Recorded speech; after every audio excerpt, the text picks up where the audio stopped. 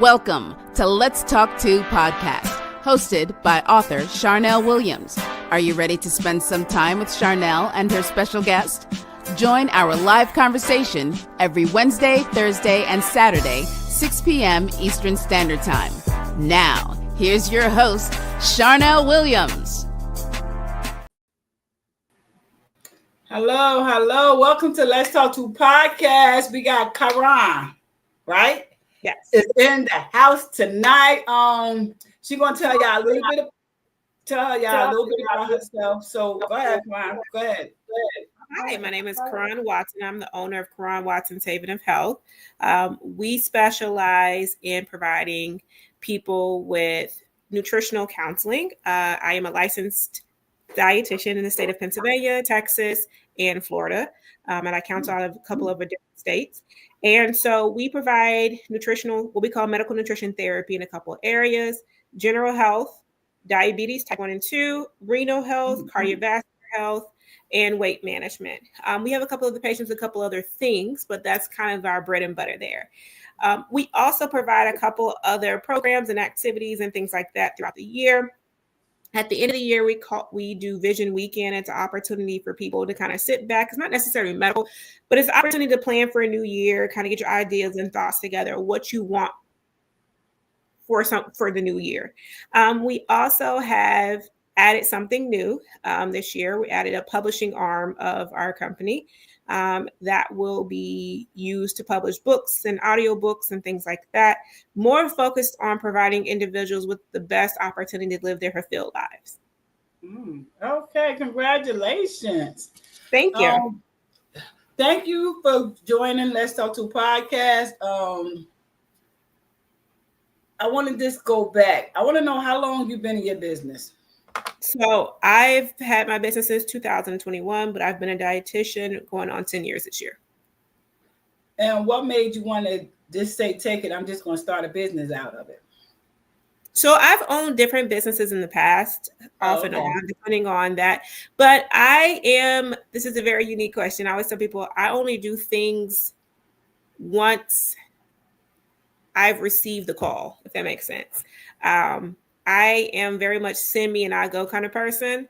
So I remember 2020, I got a call from a person looking for a dietitian for her husband. And it was a referral from another organization I work with. And they knew my name. And I was like, well, I'm not necessarily taking patients in my private practice, but would you want to be seen here? And they were like, no. No offense to me as a provider, but they just didn't want to see me at that particular facility. So I got with my office manager, who has been in the business of managing medical practices for 20 years. And me and her worked together to do all the legal things that are needed to be able to provide medical care to individuals. Oh, okay. So before you started your business, you said you was a dietitian. How long have you been that? 10 years. What made you get started? 10 years. And what made you get started and want to help people, like health wellness and stuff like that? Because that's what it is. Yes, ma'am. So as a registered licensed dietitian, I've been doing that for 10 years, but I've been in the health and wellness area since 2010. So I am not about 15 years now. So I've been doing health and wellness for about 15 years. I've been a dietitian for 10. I've always wanted to help people. I went to Prairie View University out of Texas as an HBCU. I actually got a scholarship to the Department of Agriculture. And there was only so many degrees within the department. So I had to pick a degree within the department in order to receive my scholarship. I like animals. I like bugs. I don't like them to study them. And then we had like fashion, merchandising, and some other things. But nutrition was one of the things that stuck out to me. And so I felt like that would be the best alignment with what I would like to do. I've always been interested in medical field, but I had an idea of what I wanted to do, but I think this was the best fit overall. Oh, okay. So when you decided to be the dual dietitian, was you eating healthy? How was your health habits were? So that's a very good question. So I actually grew up with quite a few chefs in my family. So my mom and my dad, both of them own catering companies. Both of them have done catering at some point in time. My auntie's a pastry chef. So food is not I'm not estranged from food. But I have a unique family perspective on food, in the fact that a lot of things people do now, we've always done. And so eating fruits and vegetables and having grains and moving around and all that stuff is just stuff that we did as a family, because we really, I'm a 90s kid, so we really didn't have an option. Like, I have kids that be like, Koran, I gotta go outside. Yes, you gotta go outside. See, we got locked outside, and that was not child abuse because grandma was on the porch and you clean the porch. So I wasn't sitting on the porch. I was playing somewhere because I refused to keep sweeping endless amounts of dust. But no, I think I as I've grown older, of course, your relationship with food changes, but I feel like I've had a pretty good, solid background in food, culture, community, and things of that nature. Oh, okay. So what made you want to just get into the field? One, I got a scholarship in it, so that helped. I actually was really more interested in my earlier part of my career in sports nutrition when I was getting my degrees, but then I realized I'm not that competitive. And so that is a very competitive area of our profession. I'm more of a go with the flow. Hey, we're here. What are we doing kind of person. And so I felt like shifting over to some of the other areas of nutrition would work best for me. I love teaching. So in any area of nutrition or anything I'm doing, I'm always teaching something. And so I've worked in community nutrition. And so that is more working out in food banks, schools, policy, things like that. I've also worked in K through 12 colleges and universities. And I currently now work in what we would consider outpatient nutrition. So for 3 different companies, myself and 2 other, doing the same thing. But I realized one of the bigger things is that every community needs something a little different. Right. And as a dietitian who works with people from all over the world, it's meeting people where they are and taking the science, the practice, taking all the hard sciences that we learned and putting them into everyday practice. So it's lots of reading, but it's cool. It's one of those opportunities that you can help people live the life they intend to live along with the other interventions.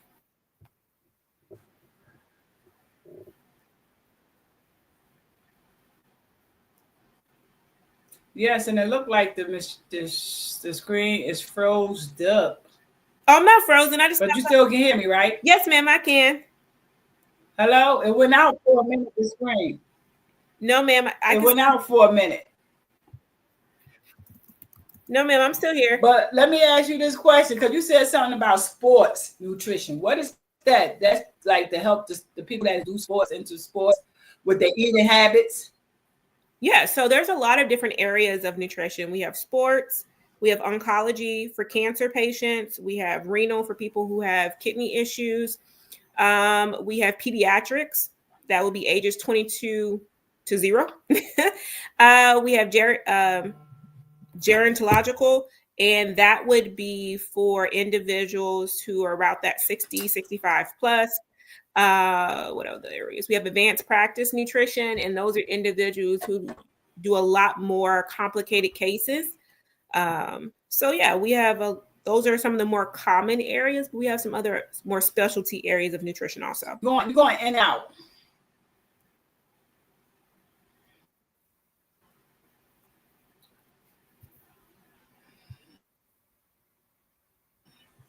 Hello? Yes, ma'am, I'm here. Hello? Yes, ma'am. Issues. We having technical issues.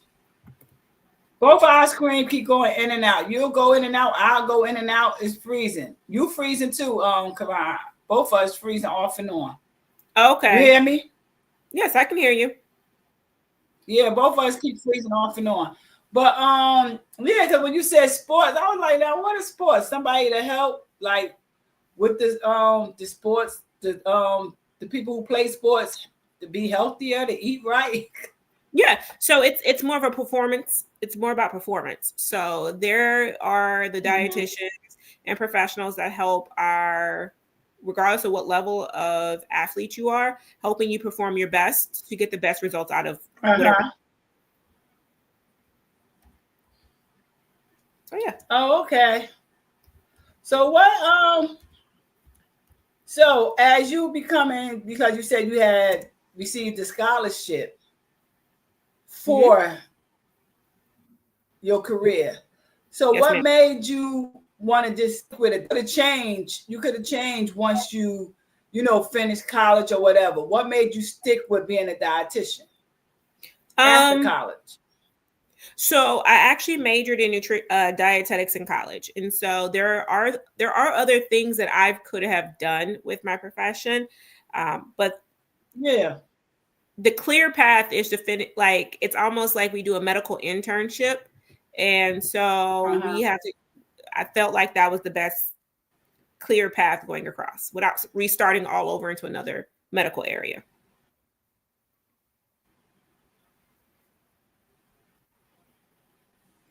So I thought it was just the best option. Yes, ma'am. Yeah, I'm trying to figure out. I don't know what's going on with this internet. Hold on. Okay, yes, ma'am.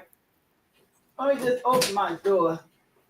See if the Wi-Fi won't come through. Because I was just on TikTok and I ain't had no issue. That's why I was like, what's going on with it? Yes. But yeah, so have you met your goal in dietitian? Had you met your goal? Have you completed the goal that you wanted? So I think as a medical provider, I think one of my biggest goals is just to make sure that whoever I'm seeing reaches their individual goal. Professionally and personally, it sounds weird when I say this to people.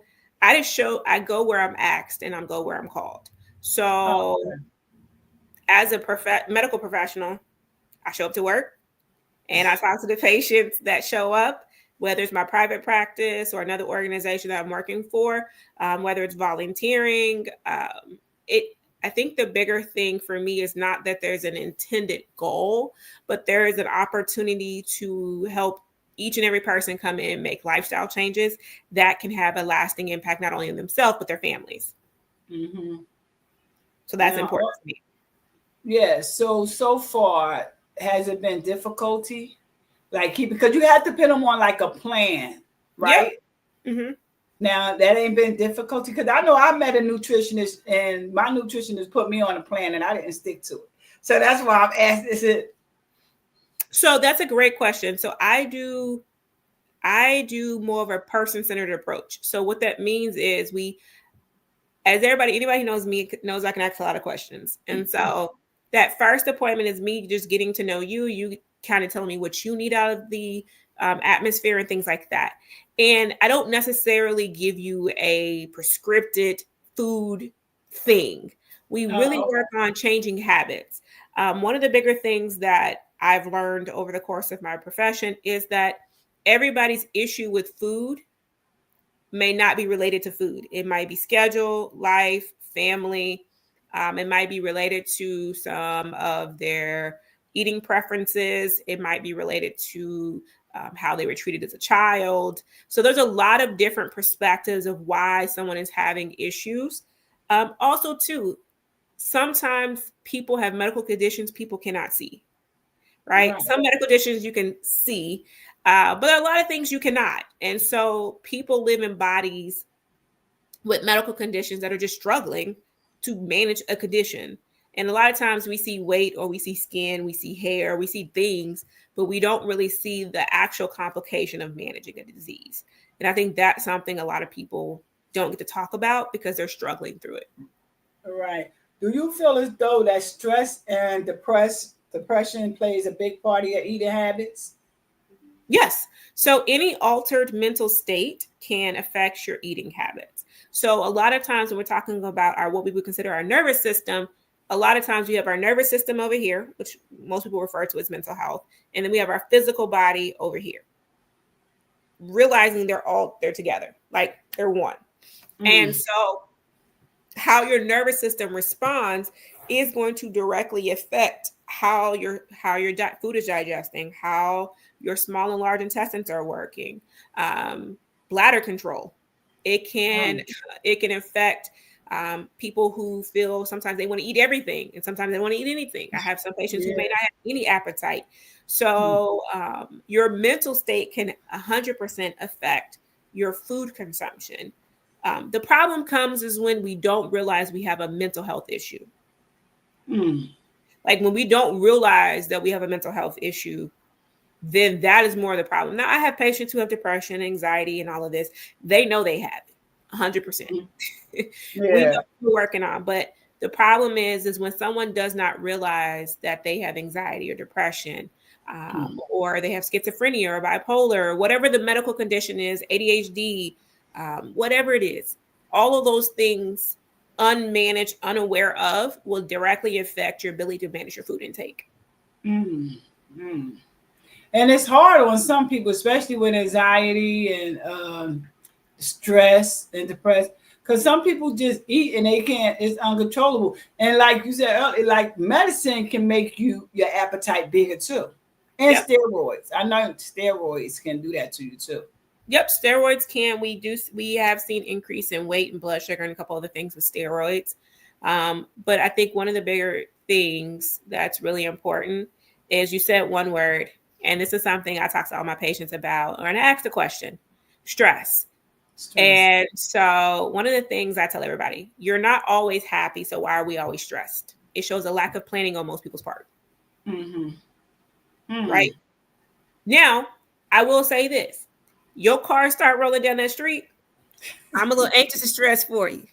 Your car started jet in that street, we all running for you, right? You get a surprise bill in the mail, I'm a little taken aback for you. But the reality is when I talk to most of my patients, not about anxiety, not about depression, none of those, but when we talk about stress, it's usually something that's out of their control. Right. It's usually something that they knew was coming, but failed to plan for. It's usually, I have students who be like, oh, I'm stressed about my test. Why are you stressed about a test you didn't study for? Why are you stressed about a bill that you know you have to pay on the 1st and it's the 31st and you're trying to figure it out? Right. Don't be stressed. Just be happy. Just figure it out. Because at this point, you already knew what was coming down the line. Now, if we run a little short on our check or something like that, we're trying to figure that out. That's a different story. Right. But if you knew on the 1st and it was coming on the 30th, right? And another big thing, especially in our community, and I've had this conversation with my parents too, is that, and one of my patients explained it perfectly. And I think this is the best analogy I've ever heard when it comes to children. When they are grown, you become an advisor. Right. You advise and you watch. You watch and advise. You only become an active participant when they ask you for money. And then you switch from an advisor to a active investor. Wow. Active investors want a return on their income, and they're going to ask a lot of questions, and they're going to be all in your business. And if you don't want them in your business, don't ask for active investors. Right. True. You want an advisor. Girl, I had a bad day, mama. Guess what happened? Oh, that's good. Well, did you call so-and-so? Yeah. And as soon as you switch gears, you are asking for an active investor, and they're switching from advisor. And when we understand that, then it makes the dynamics a little bit different. They're not your little child anymore. Right. If they cannot call you and ask you in advance of doing something, that's not always your choice to get them out of it. And when I tell parents this, oh my gosh, they clutching them pearls. But if that's your biggest issue, the question is, you did your job, right? You taught them. You raised them. Right. And I'm not talking about 20-year-olds. Let me be clear. I ain't talking about 21s. Older? I'm talking about, I have some patients, they children 40, 50, 60. Wow. Baby, if they ain't figured it out, they not going to figure it out. Let them scrape it up. Because I think sometimes in our community, we're so used to saving our children Yeah. Like soul food, my big mama put the house up.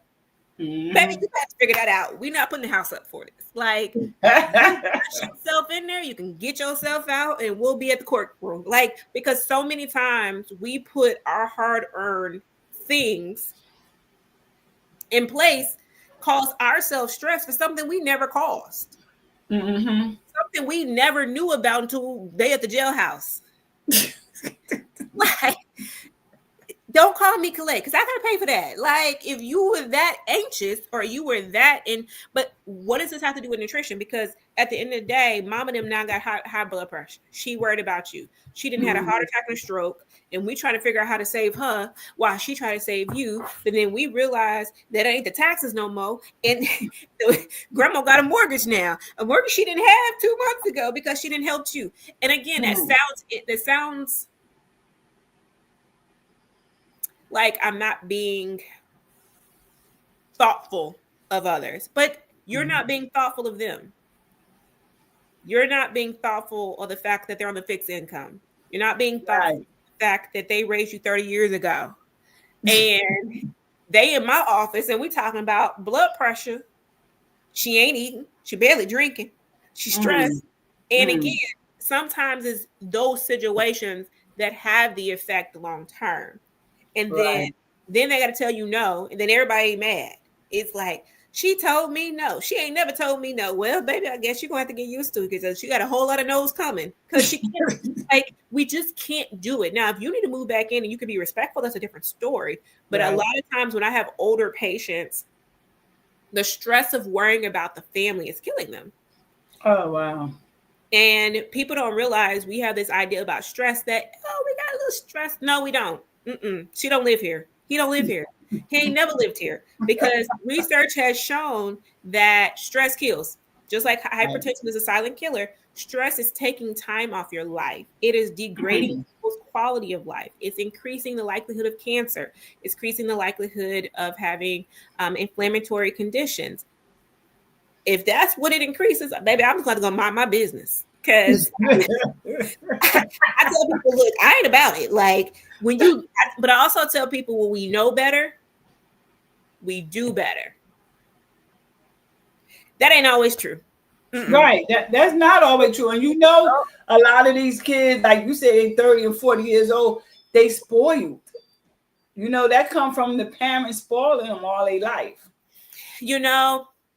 Like I said, my mom and dad are older boomers. So I don't know what that means. I really don't. So I tell people all the time, I said, yes, I'm younger. I'm one of the younger ones. There's one below me. But I don't live in that world. I've never lived in that world. I realize that my parents have their own house, their own life. If it's a true emergency, and I think we need to stop making everything a true emergency. Like, if you didn't pay your water bill, but you just came back from a trip, is it a true emergency? True. You're just gonna be without water. You better go to the gym. Like, I don't know what to tell you. And I've told my parents several times, don't pay for it. If it don't have anything to do with the grandkids, don't pay for it. I said, because y'all have your houses, your family, your stuff at your house that you gotta take care of. And if the grandkids don't need it, my sisters can do it out. We'll be fine. So, and that's true. That is so true. Like, but then some of the kids, you said the mother and the father got their own house to worry about. Some of the kids say our house. No. Money. See, last time I looked, your name was not on that deed. And even if your name is on the will or in the trust estate, they ain't dead. So no, it's not your house. It's their house.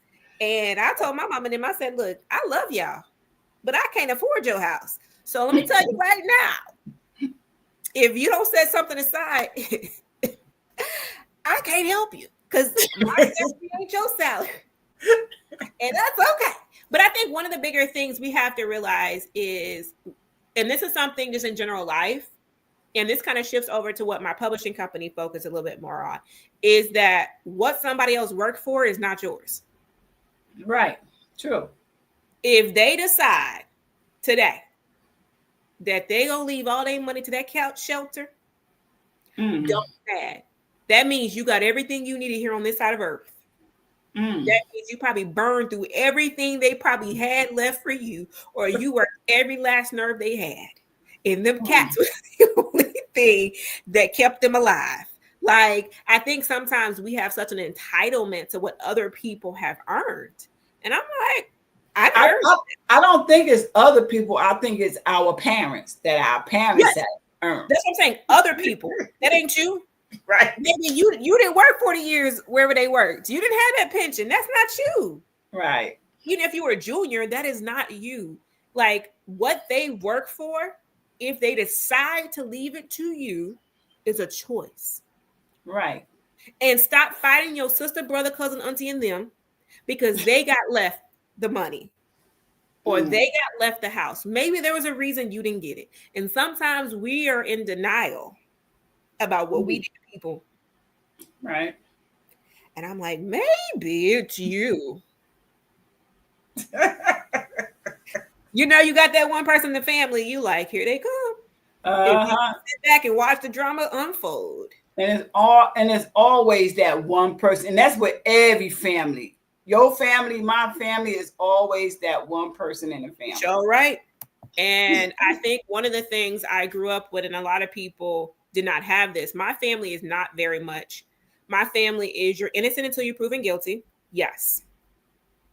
But if you did it, you're going to suffer the consequence. We're not the family who's going to mollycoddle you. We're not the family that if you did something, you're going to jail. Sorry, friend. We love you. See you when you get out. Like, and people look at me like I'm crazy when I say that, but it's the truth for me. I have seen my grandmother send 2 people to jail. Wow. One of my cousins opened an account in her name. My grandma figured it out, and guess what? She in jail too. Her brother decided to do something he wasn't supposed to. Where he at? Jail. And I'm like, when I learned that in a young age, because I'm one of the younger kids, I was like, I'm good. I'm just gonna follow instructions because I ain't got time for that.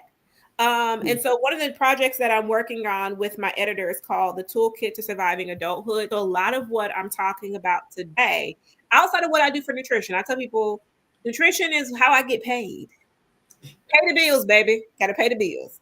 But my passion is really about making sure the next generation of young adults and those people who are starting over have the tools needed. And a lot of people have given me wisdom. A lot of people have poured things that they wish they should have, could have, done.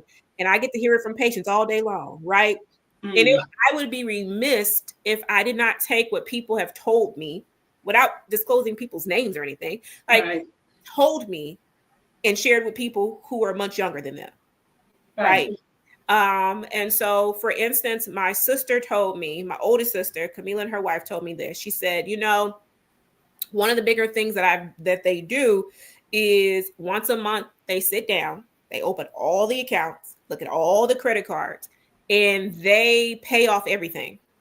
And they reconcile everything. My cousin Juanita told me, she said, her and her husband, she said, what they do is they live off of one income. And they've been doing this since I'm a kid, and I'll be 35 this year. And she said, they live off of one income. She said, could I buy a bigger house? Yes. Do I need a bigger house? No. She said, paid off, it stays off. And that's all it's going to do. And she said, I get to travel where I want to go. He gets the truck he wants. We can do what we want to do, but we don't have that level of overhead, right? And they've been doing that for years. I've also learned, and I had the conversation with my dad the other day, is I'm grateful he taught us that there's a budget to everything. Like, there's a limit. None of us live in billionaire status. So, like I said, there's a limit to everything. And when we would go out as kids, he'd be like, okay, you got this much money to eat, right? So you could choose whatever you want off that menu, as long as it hits the threshold and no, you cannot have dessert first. Right? And so cool, I'll make it work. If I really wanted something, I just make sure when I 1 + 1 = 2 plus the taxes, I knew what I right? Yeah, you got to put in the taxes because a lot of kids these days, they don't even add taxes to their stuff. Or he would have subtracted it, whatever you got that made it to where it should have been. But he didn't do it in such a manner that was mean or hateful. I used to sit there. My stepdad would sit at the kitchen table in his office and pay the bills. You know, as a kid, you didn't think nothing of it. You're like, okay, cool. But everything was paid on time, every time. No issues, no concerns. My cousin Mary used to tell me when I was a kid, you know, I had a checkbook, right? And she said, Koran, did you balance your checkbook? And I was like, balance a checkbook? What do you mean? And she would be like, when you're writing checks, you need to make sure they clear. Because what would end up happening is it would bounce because you don't have enough money. And I'm like, oh, that makes sense. Right? And I think a lot of times when we're talking about living a life worth living, a lot of us miss the basic concepts of being an adult. We have a whole lot of fun. But then on the flip side, we like, well, Jesus, it's nice to see you again. Hey, brother. But the reality is, and this is something I realized just a couple of days ago with the political climate that we're in, is we have lived in such a fruitful season for a very long time in this country that we have not seen a really hard dry spell in a while, like a true buckle down, mind your business kind of dry spell. And so a lot of people are going to struggle because they don't know how to cut their spending. They don't know how to conserve. Do you even know how to cook? Does the stove work? Does the oven work? Does the air fryer plug in? Baby, tell me what you know how to do. Because y'all, I'm telling you, if you don't know how to make things or read a recipe, you're going to struggle over the next couple of years because things are starting to become more expensive to feed a family. Like them beans were a reason grandma had beans in the house. Yeah. You know, look, you better go in every country and on internet and find every type of bean recipe you find and figure it out. There's enough beans out there in every country that you can figure out a recipe to feed your family and mix in some of the normal things that you have. But the price of stuff is so expensive. We don't have the luxury of just being anymore. And that's so true. Everything like going up. Oh my, this world, today age, everything is going up. And like you said, if you don't know how to cook, you better learn how to start cooking now. You got to learn these recipes and stuff because stuff going to be so high. I slack down on steak. The steak is so expensive. It is. I only eat steak like when I go to the restaurant. So it's just that like a lot of stuff you got to cut out now, and because you got to sacrifice. Now that's when the sacrifice coming at. And I think that's where the bigger concern comes in is that now that you gotta sacrifice, now what you want to do? Yeah. And it's funny that you said sacrifice. So I was having a conversation with my dad the other day. I used to talk to him on the way home. And I was like, Dad, you know, when I was getting my master's and you and Mom told me to save my money, he was like, yeah, we tell you that all the time. And I was like, yeah. So I moved from Texas to Pennsylvania. My mom and my sister drove me up. And my mom and sister make sure I had everything situated. And my mom was like, okay, you need to have so much for gas. I'll match you in that. Cool. She said, do you have your money to get your furniture? I had my money to get my furniture. Like I had all the stuff that she told me. We budgeted. We got everything done. Right. Well, there was a period of time I had to be here in July and I wouldn't get my money from the university until like the end of August. And so I had to live off of amount. Granted, all the bills were paid. Mm-hmm. But I had to live off like $20, $30 a week for food. Wow. Right. And so granted, I'm glad I pay attention and I know how to cook and make things work because I would get some type of pasta, like a bell pepper, an onion, a clove of garlic, and then I would take some tuna and I would make a pasta salad out of it because I knew I could stretch that for lunch. And then this is when eggs weren't $17 a pound. I would get some eggs and maybe like some bananas or something and have that for breakfast. But like, I think the bigger thing to be mindful of is every season ain't going to be the same. But if you, like you said, if you don't know how to shift, you never want the world to teach you how to shift. That resiliency the resiliency that a lot of people see that Black people have is due to struggle. And some of us have gotten away from understanding what that actually means. Like really understanding, not necessarily we all need to struggle. All had a bad life. That's not what I'm saying. But some of us have a really hard time knowing that I can't get something anymore. Yeah, that's true. That is so true. And some people, like if you was born and raised on, because some people don't even know what struggle is. Some people don't know the real word, the real feeling of struggling. You understand what I'm saying? Like I struggled when I was little. We was in a project. You understand what I'm saying? That was a struggle. So some people don't even know what struggle is. Like I had a friend, she couldn't pay her and not try to be racist, but she was a nationality different, and she couldn't pay her credit card. And we as the struggler, we'd be like, like she like really got a bad case in anxiety. You understand what I'm saying? Because she thought the world was ending because she missed her credit card bill. But as a struggler like myself, I'm looking at her like she crazy. Like, why is she like getting all upset, going, anxiety and all that? Because she was 5 days late with a credit card. Like, that's why I said some people don't know the struggle. But you know what? I think one of the conversations that has to be had in the project that I'm working on next, that I talk about is we do not live off of credit cards. Let's be clear. So let's break this down, friends. Credit cards are a tool. They are not money. Right. Okay? When we use them as money with no intention of really paying it back, you are digging yourself a financial suicide and murder. Like you are getting yourself so far into a hole. And first of all, the credit card companies aren't slow. They try to get you when you're young. And then that way you can spend all your money and you have nothing left. Okay. So one of the things I tell people is this.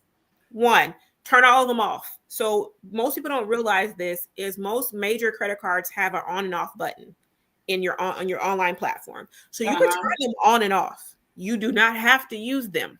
People think, I got to use them. No, you don't. Actually, it's better to have a lower credit card credit utilization than it is to have a higher one, because the higher one affects your credit score. So one, don't use it every day. Two, if you are using a credit card, you need to budget effectively for what you're using. Okay. So say I have $175 for gas. How much is that per week?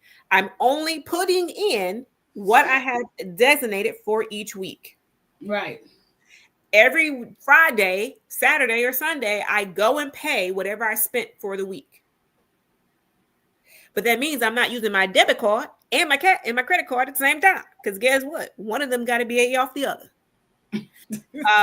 I think another thing in credit that a lot of people like, I'm getting the points, but are you paying it to zero every month? I had one of my mom's really good friends, Miss Athea. She said something that was important. She said, I'm a spendthrift. And I was like, Miss Athea, what's a spendthrift, girl? That's a new word for me. And she said, a spendthrift is a person who just spend everything. Baby, she will burn a hole in some money. Oh, wow.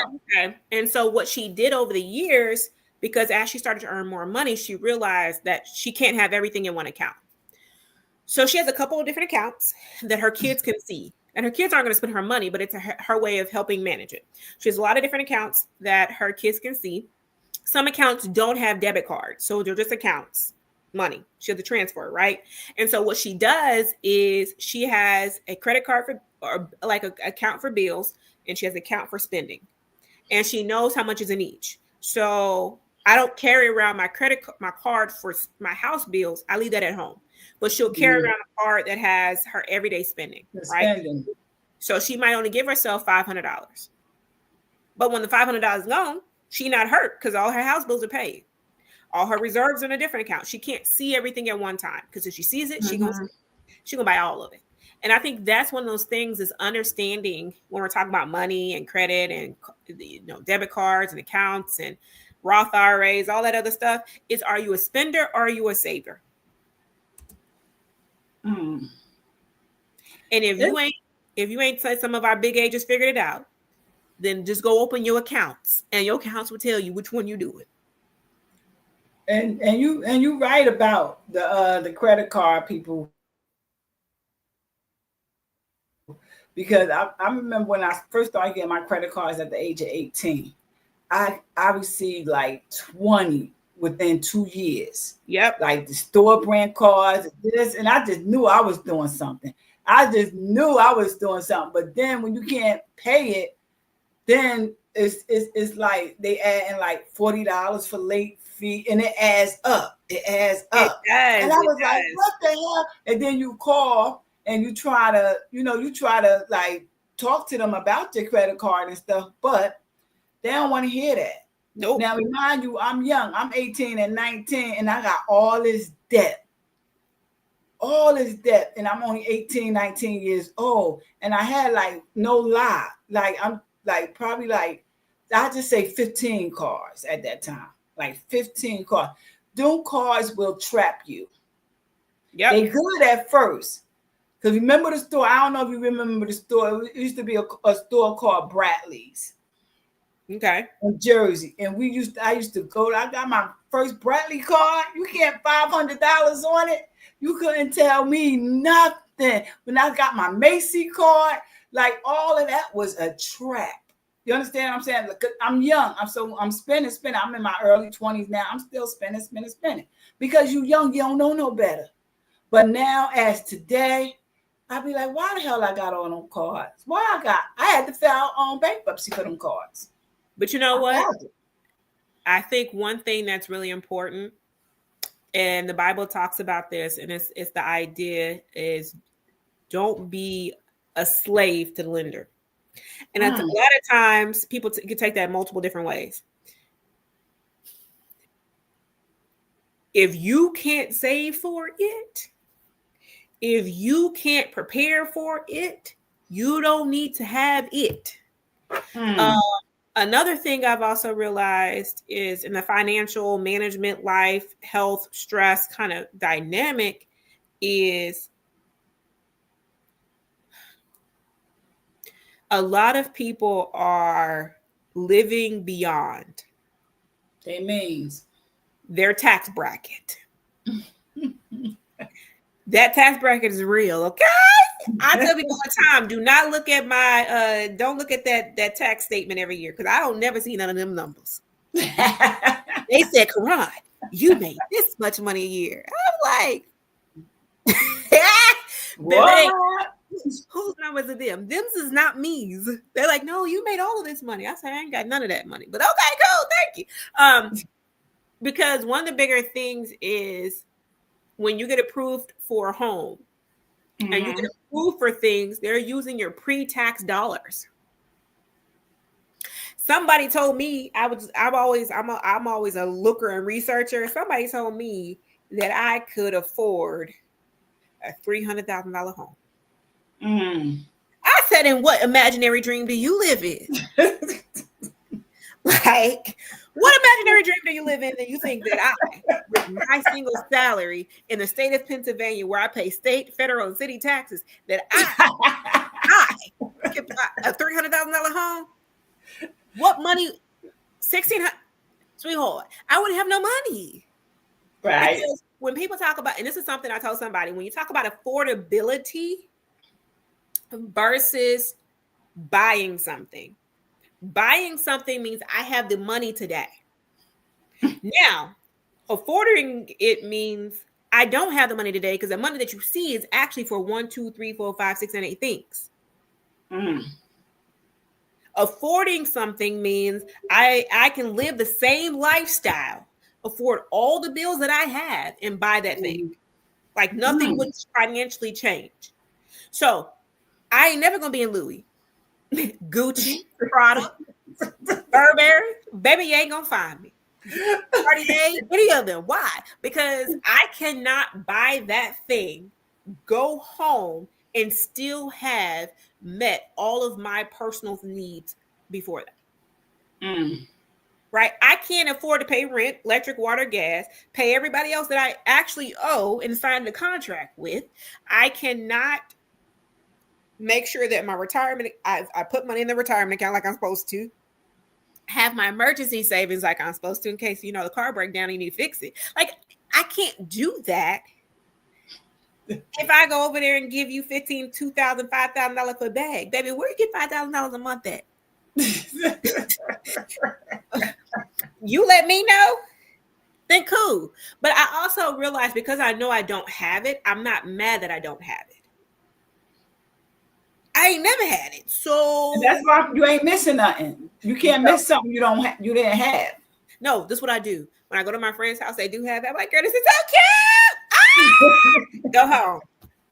It stays right with this belonger, not me. Like if I want to enjoy something, I go enjoy yours. And you come over with me, you do what I got. But I'm not envious. I'm not any of those things. And when we stop looking at other people's things and start looking at what we have and what we can afford, we start telling people, no, I cannot go to Bora Bora with you. I cannot go to the Swiss Alps. Who can go to the Swiss Alps? I can go to the Poconos. I can probably go to the Catskills. I might make it to upstate New York, depending on how far we go. Like, there's a limit. And sometimes we're living through social media and we're living through all these things and we look good. But when somebody pulls up them bank accounts, 0, 0, 0, negative 25, 0, 0, 0, negative 300. Like we are living so far beyond our means that it looks good, but it's actually not good. And another thing is that we don't set boundaries. Oh no, what are those things? We don't set boundaries. We always trying to be down with the Joneses, knowing that we can't afford it. Like I said, the Joneses made way more money than I have ever made. And Miss Jones, that I actually do know, is a lawyer. And I'm not that either. So I'll be like, hey, Miss Jones. She's been a lawyer since I was a kid. The money she make, I ain't seeing. Like, and that's cool. She's a partner. She earned it. And but I also think, and we can look at it this way, is some people are operating outside of their calling because of money. And I refuse to operate outside of where I've been called for money because that ain't gonna make me happy. Like just because I got tons of money, I could be at home by myself. There's tons of rich folks, I ain't naming no names, have killed themselves over the last couple of years.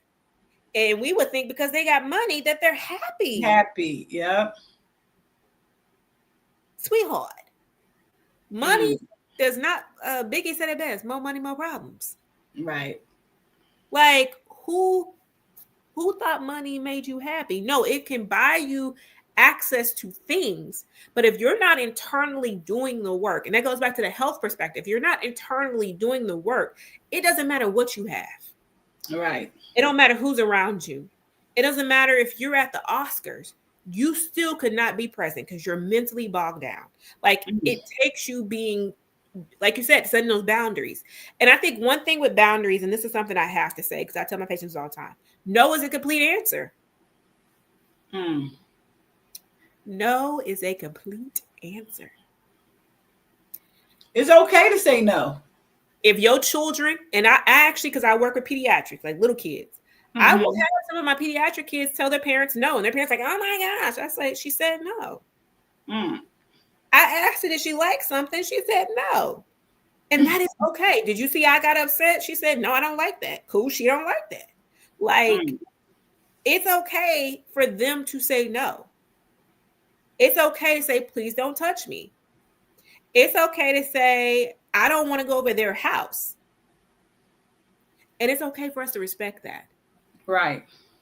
And there might be a reason they don't want to tell you, but if they keep saying, I don't want to go, it may not just because they don't want to hang out with so-and-so. Something else might have happened. And we have to start respecting the boundaries people set in place. And if someone says, and this is something I tell my patients, is you have to put on your mask first before you put on someone else's. Yes. We cannot all drown together. Yes. I need to make sure I can breathe in my scuba suit before I come get you. So if I can't breathe, we all at the end of the ocean talking about there goes a whale. And he looking at me like, why are you here? I don't know how we get here because I let you drag me down. But the reality is that so many of us are losing our lives and our identities because we refuse to put ourselves first. And putting yourself first does not mean you're putting yourself first does not mean you're neglecting anything. It's saying, hey, you do your homework. I'm doing my workout. Any questions you have, save them to the end.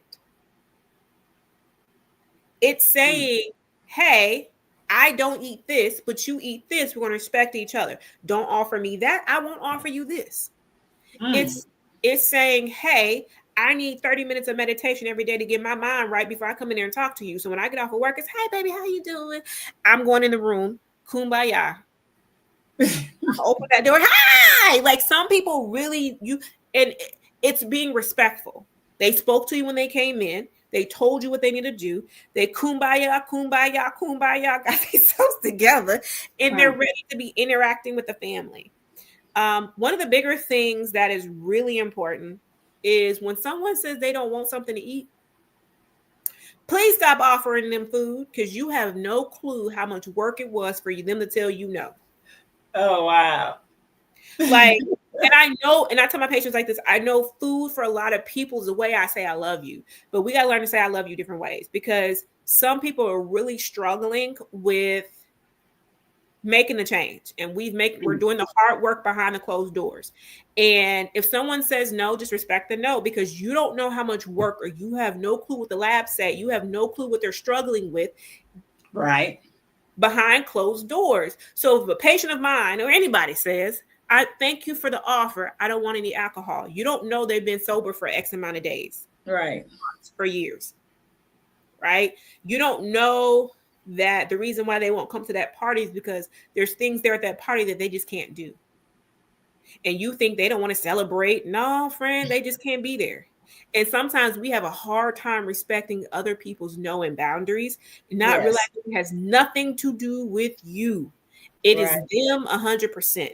Trust and believe they would love to be there to support you. But if they show up, it won't end very well for nobody. So those are things from a health perspective. As I have patients who have cancer, and I'm not a specialist in it, but I have patients who've had cancer, who have cancer that we just manage general nutrition, right? I have patients who have eating disorders, and they're recovering from those. Again, they have other providers that they work with on that. I just make sure that they have the nutrients needed. I have patients who have image issues. Like you might think they're absolutely gorgeous. In their mind, they're absolutely ugly. And, it's weird, but a lot of people do struggle with things. And just because you can't see it, like I said earlier, just because you can't see it doesn't mean it's not a problem. Right. And I think one of the things we have to be very careful of, as I work with a big Caribbean population, is stop commenting on how someone looks. Judging. Yes, they gain weight. We all know that. We can't. You don't think we can see that? You know what I'm saying? She just had a baby. Leave her alone. Like, I had a lady who just had a baby. Baby was like 6-7 weeks, and she was having a hard time. Called her mom. First thing out her mama's mouth, because her appointment was right after me. Right after that conversation, her mom was like, "Oh, you still ain't lost no weight." The girl just had a baby. And that's the first thing out your mouth, not how's the children. How are you feeling? How can I help you? Do you need food? Do you need water? Do you need something? No, her first statement was, you need to lose weight. And I was like, oh crap. Because you get sent to me for postpartum care as a dietitian. I'm trying to help you focus on getting more sleep and drinking water and like letting your body heal. And now you're contending with the harmful thoughts of someone telling you you need to lose weight. Girl, can she sleep? Can she look like a human again? Like, so I think those are things, like when you talk about setting boundaries, sometimes just because we're related to them doesn't mean we need to talk to them. Right. I said that on my live one time before. You know, and people words hurt. Like with certain things you say to people, they might not tell you hurt their feelings, but words hurt. A lot of words hurt. And that's how we gotta be careful of what we say to people. You understand what I'm saying? You like treat people that as you want to be treated.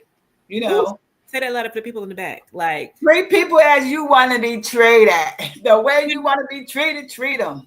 And that goes for children also. Yes. Yes. If you don't want to be called out your name, don't call them out their name.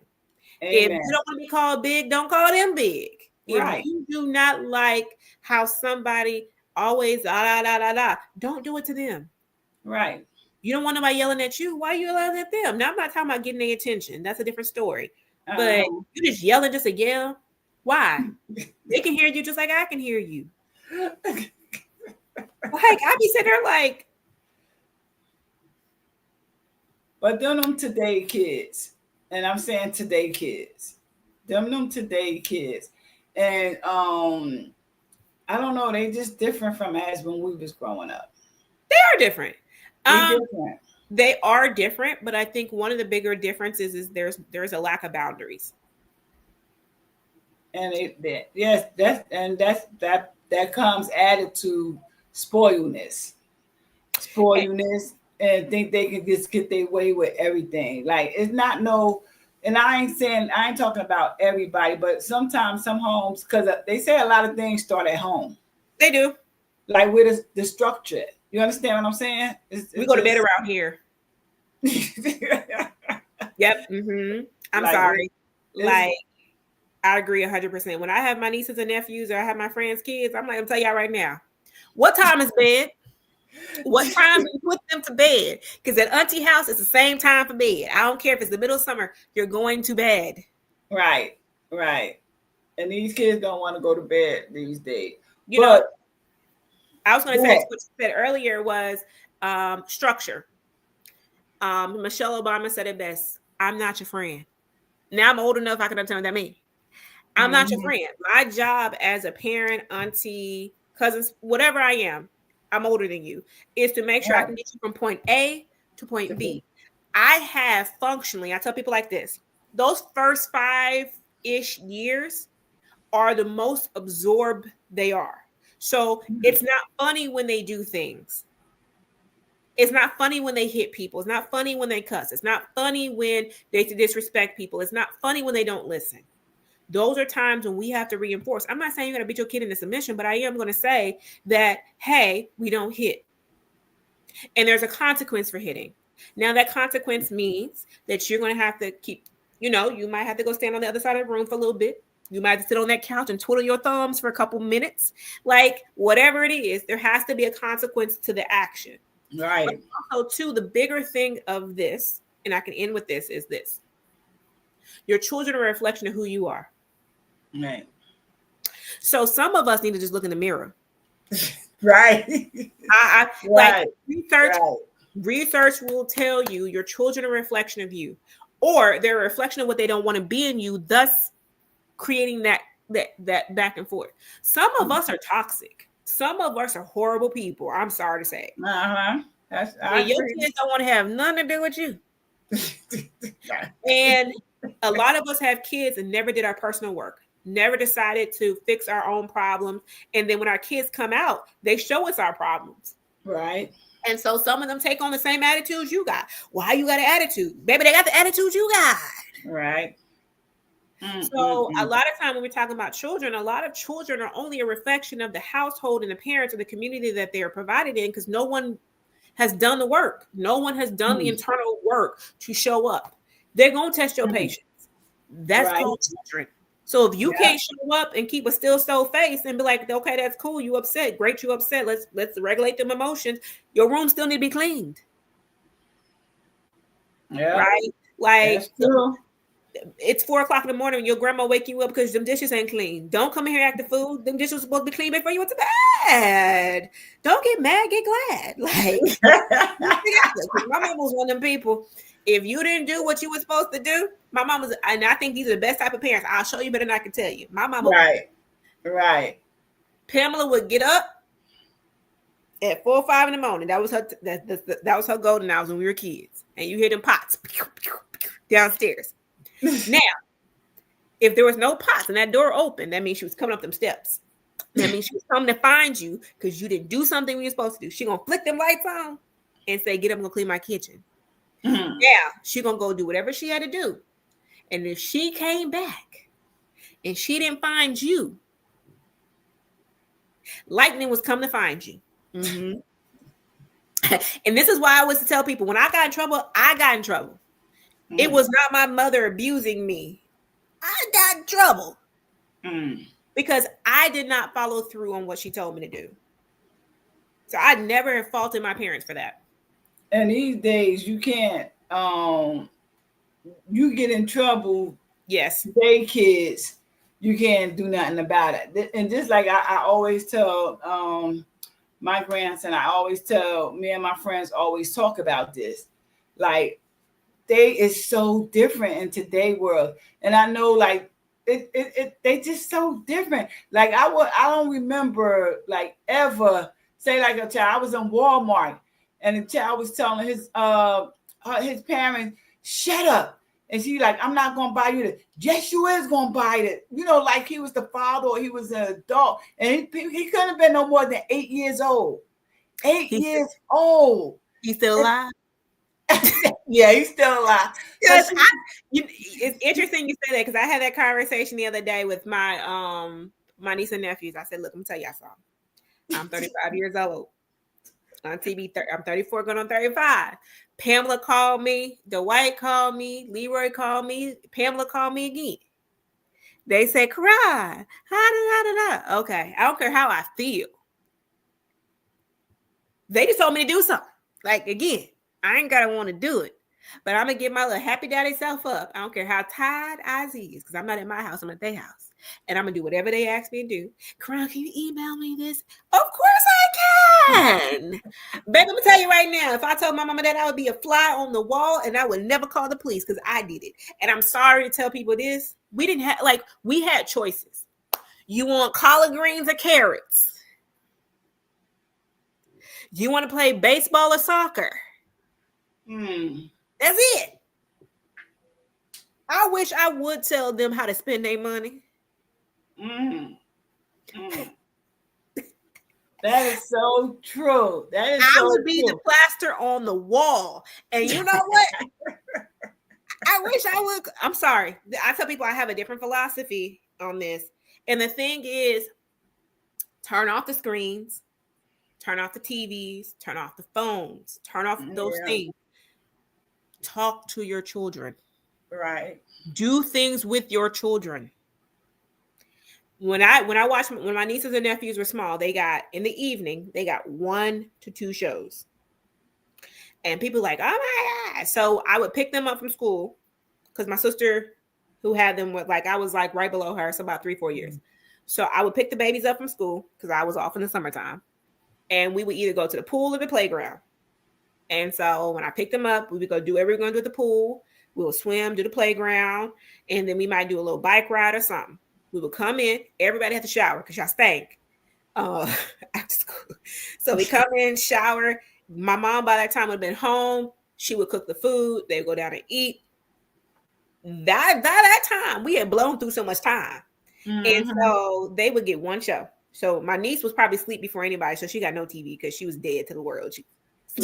My nephew would be the one who'd be up. And I would only give him 1 TV show. But there's only so many TV channels he could watch. And Spider-Man was the game. So he would watch Spider-Man. And I said, when that clock says 8:00, what is the time? Bed. Okay, cool. So they knew Auntie ain't that girl. I'm not the girl. Sorry, you're going to bed. Give me your cell phone, tablet, whatever you got. It stays down. I know that's right. And check out this day and age. These kids don't even watch TV no more. And again, I took tablets. I took any device that had a battery in it, and I had. So if you wanted it back, you had to come get it out of my room. And I sleep extremely light. So you tiptoe across that floor one too many times. I'm gonna be looking at you. You're gonna be looking at me. I'm talking about what you want. You got to use the restroom or something. And again, I tell people I'm not mean. I'm not insensitive. But there has to be a point where we set boundaries to have the best, where we have the best outcome for our children. And one of the bigger things is we're starting to realize the detriment that technology is having on our children. And I implore people to look at people who make technology. What do they do with their children? If you ever look at Bill Gates and how he raised his kids and all of them, you'll realize a lot of them do not let their children use the technology that they make. Mm-hmm. Yeah, I heard that. A lot of them do not let their children use the technology that they make. There's a difference between a full developed adult brain and the difference between a pediatric brain who's still developing in different stages of the world. Right. And there's also been research on older cartoons versus newer cartoons and how the lighting and so I'll use this as an example. Think of Barney. Think of how the colors were bright, but they weren't bright. Like it was still kind of muted on the TV. Purple wasn't like neon purple. It was like purple, like a dark purple. Yeah. Now compare that to some of the newer TV shows and how bright the colors are and how inviting the colors are and how enticing those colors are compared to the Franklins and the Cailloux and all of those TVs, those muted colors, the more bright and more engaging. So there has been done research on how some of the newer cartoons and things and their colors are affecting our children, as well as how the older cartoons with different types of messaging and different types of stories have been found. There was somebody who did this thing with her kids. So they let her watch regular cartoons, and then she switched all the cartoons to 80s and 90s based cartoons. She saw a dramatic difference in how the kids were acting. And it's true. And now these days, these newer cartoons, I don't even consider like The Simpsons and stuff new because they all cursing. That's not a cartoon. That's a TV show. That's what I said. That's not cartoons. They like curse in their cartoon. I was like, well, what happened to Scooby Doo, Tom and Jerry? You understand what I'm saying? You know what? I think as an old school cartooner, because I'll still watch them now. Tom and Jerry taught you how to find, hide. It taught you how to solve problems because Jerry was always getting Tom. Every time. It taught you how to leave people alone because that little mouse might have been small, but he sure was mighty. Tweety Bird, same thing. And the cat. And I think a lot of times the messages were different. The Roadrunner was outsmarting, but it taught you to think. It literally taught you to think. Even though Scooby-Doo was a simple cartoon, it taught you that how to solve things and how to fix things. So I think a lot of times when we're talking about children, sometimes the older ways that we've learned of engaging with children aren't always bad. Like I'm not saying, again, I'm telling you beat your children. I didn't say that. I'm not telling you to belittle your children. I'm not telling you to berate your children, but I am saying that there needs to be boundaries. There needs to be standards. There needs to be, this is bedtime. This is bedtime. There needs to be a moment where they go outside and play. They need the vitamin. They don't do that no more. They don't want to go outside no more. They don't want to play. But you know what? I also have to tell my parents, you got to go outside too. You can't, you have to go outside. It was the best thing I saw the other day. I was walking through the neighborhood. We have these 4 little boys. They always play outside in front of their house. They don't need nobody to play with them. They outside. I saw an older kid and his dad playing soccer, black guy. And I saw a mom playing helicopter with her son with a rope where you go around in circles. And she was trying to explain to him how to do the thing. And he was like, what is this? And but it was nice because everybody was outside. I was walking home yesterday. 2 little kids are scootering down the sidewalk. It's nice to see people outside with their children. Why? One, they need the physical activity. They need it. As a medical professional, they need the physical activity. 2, all they want to do is spend time with their parents.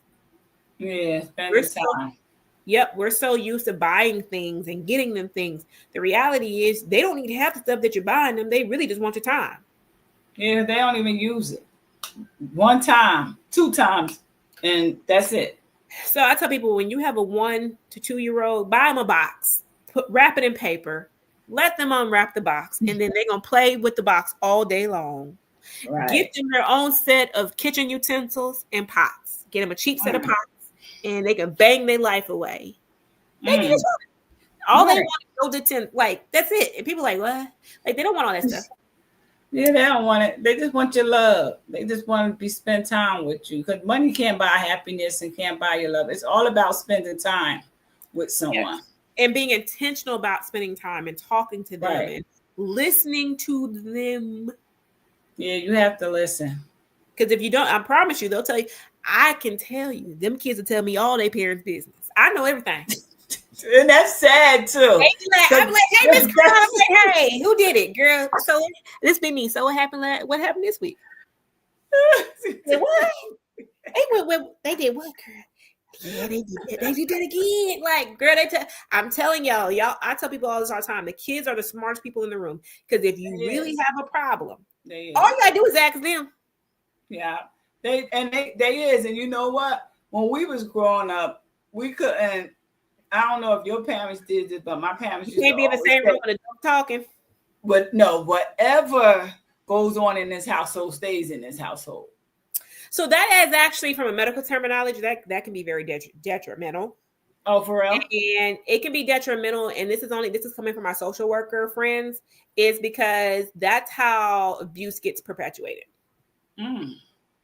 So if auntie, brother, cousin, sister, auntie, sister, whoever, mama, daddy, whatever, did something to a child, and one person says whatever stays in this house, whatever happens in our stays in this house, those children tend not to tell. But another thing that we have to be very careful for, especially in the medical field, working with other providers, is that we have to call things by their names.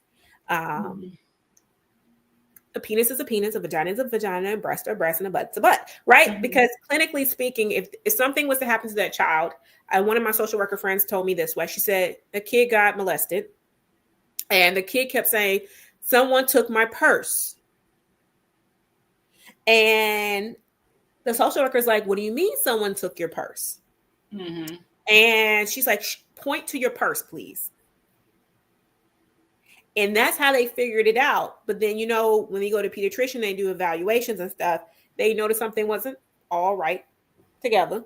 And so one of the bigger things, that's a very dangerous statement to say, is what happens to us stays in this house, because then if something actually did happen that needs to be told, they're not going to tell it.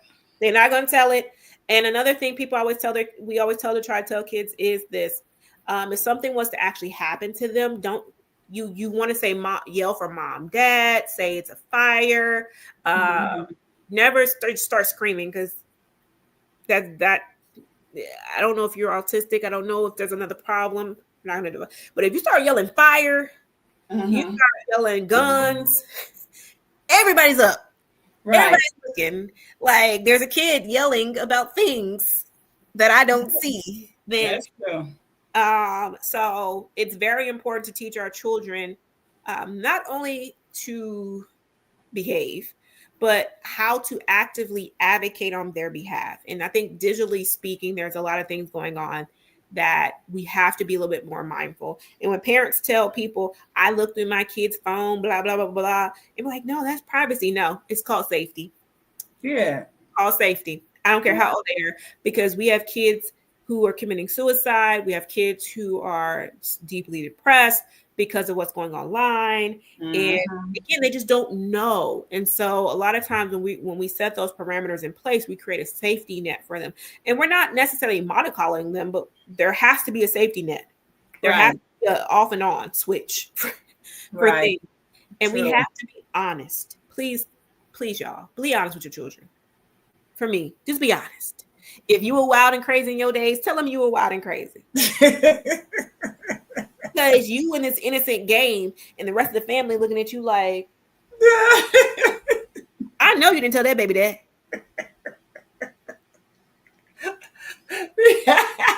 I told my nieces and nephews. I said, yeah, your mama ain't got all her screws tight, baby. Don't cross that line. Them screws ain't tight. And now one of them did cross the line and she found out. And I was like, well, I told you she wanted all them tight. So that's like my daddy was like, yeah. Did you tell her? I was like, yeah. He's like, oh, she still did. I was like, yeah. He's like, oh, okay. Well, she got what she got. Mm-hmm. Like, and I think people have to realize we were kids at one time too, friend. Yes. This ain't Benjamin Button. Right. Right.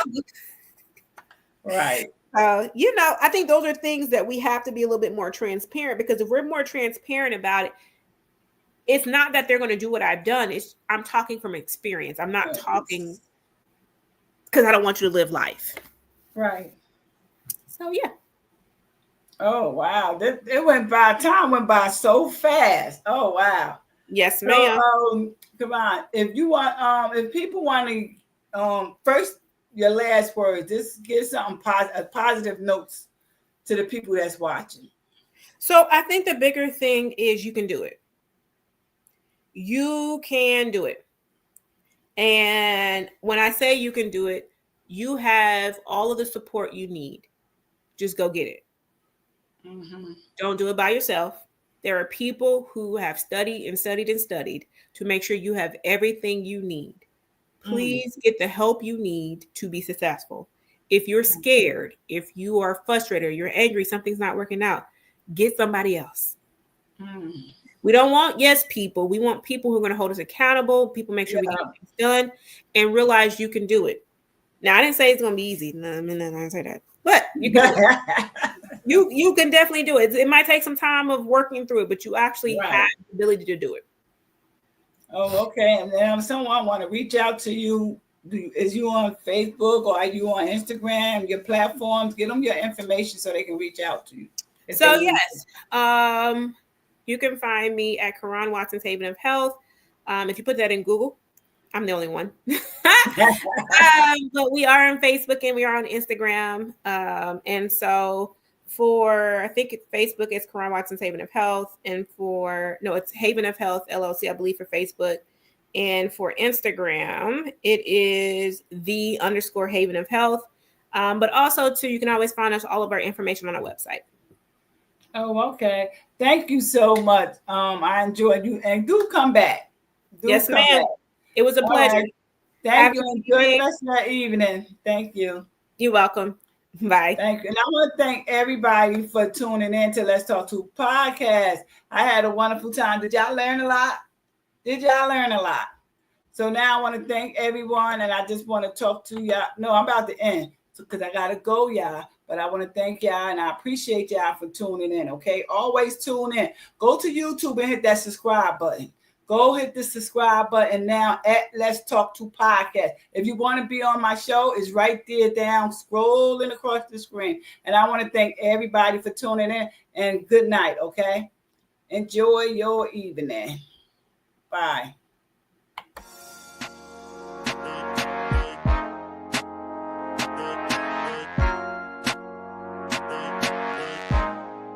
Thanks for tuning in to Let's Talk to Podcast with author Charnel Williams. Tune in next time every Wednesday, Thursday, and Saturday, 6 p.m. Eastern Standard Time. And don't forget to live, laugh, and love.